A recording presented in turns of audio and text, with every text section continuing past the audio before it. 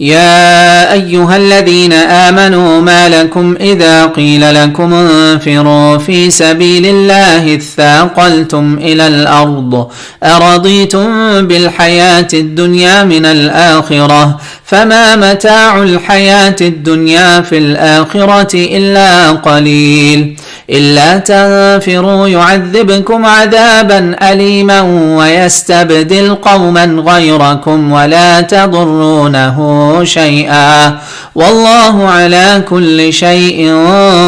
قدير إلا تنصروه فقد نصره الله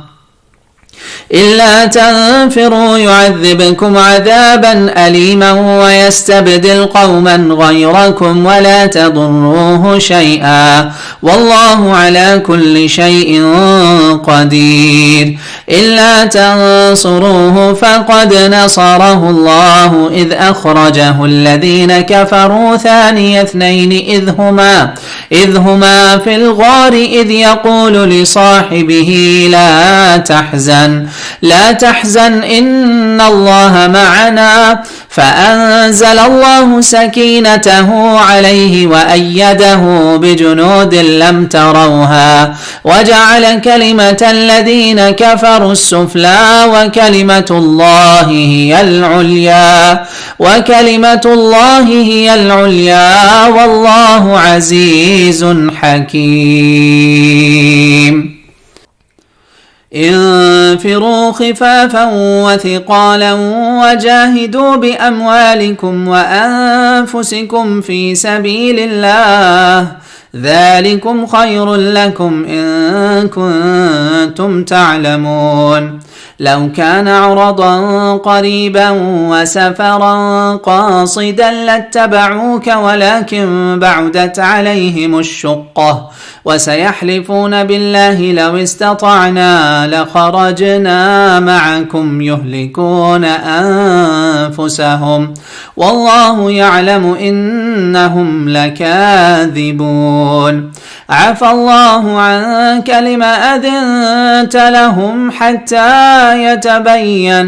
حتى يتبين لك الذين صدقوا وتعلم الكاذبين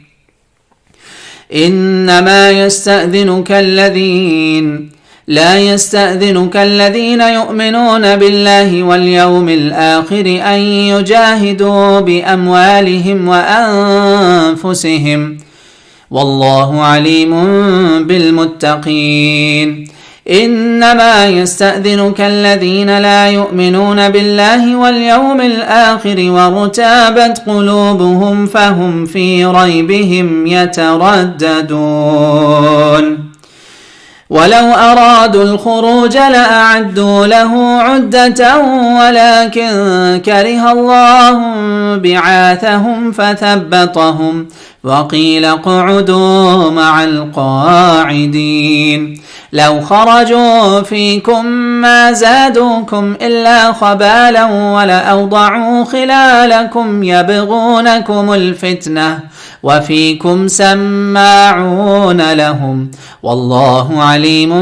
بالظالمين لقد ابتغوا الفتنة من قبل وقلبوا لك الأمور حتى جاء الحق وظهر أمر